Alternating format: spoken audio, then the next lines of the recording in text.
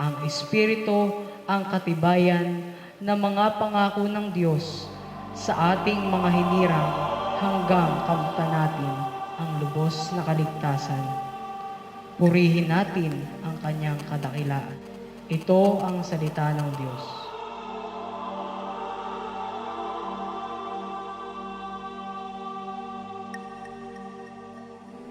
He had white horses and ladies by the score, all dressed in satin and waiting by the door. Oh, what a lucky man he was! Walang natatago na di malalantad at walang nalilihim na di mabubunyag. Anumang sabihin ninyo sa dilim ay maririnig sa liwanag, at anumang ibulong ninyo sa mga silid ay pagsisigawan.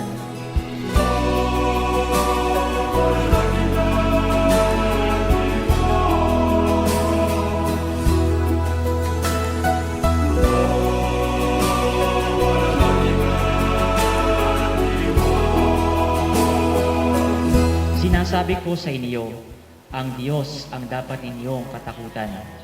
Hindi ba ipinagbibili sa halagang 2 pera lamang ang 5 maya? Gayunman, kahit isa sa kanila'y hindi pinababayaan ng Diyos, maging ang buhok ninyo'y bilang na lahat. Kaya huwag kayong matakot, higit kayong mahalaga kaysa mga maya.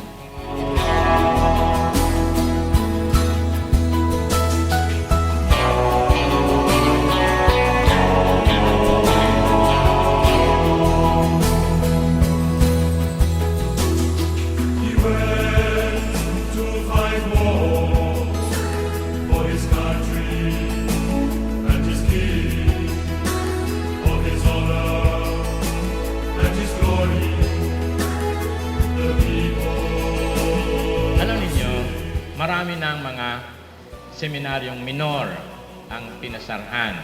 Gusto lang nila ay mga high school graduate. Sa Mindanao, wala na ang minor. Sa Lipa, ibinalik niya si Bishop Arguelles. Pero yun na yung sinarhan ng sa Mandali. Pero dito, ang Mount Carmel ay hindi pinayagan ni na Cardinal Vidal at saka ni na Monsignor Pedernal. Sila ang masigasig. Sabi niya, wag na wag ninyong sasarhan ang Mount Carmel. Bakit? Sapagkat ang Mount Carmel ay historical. This is the first seminary run by Filipino priests. Ito, sa buong Pilipinas.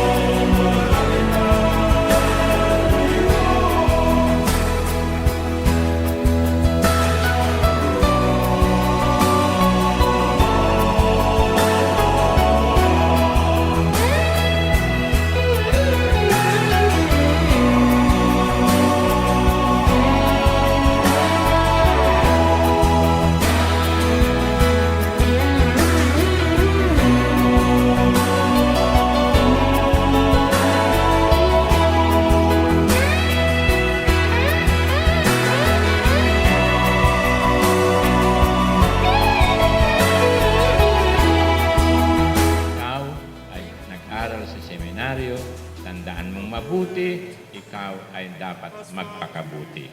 At yun ang sinasabi ni San Pablo, ikarangal mo ang pagiging member ng piling bayan ng Diyos. Ikarangal mo ang pagiging graduate ka ng Mount Carmel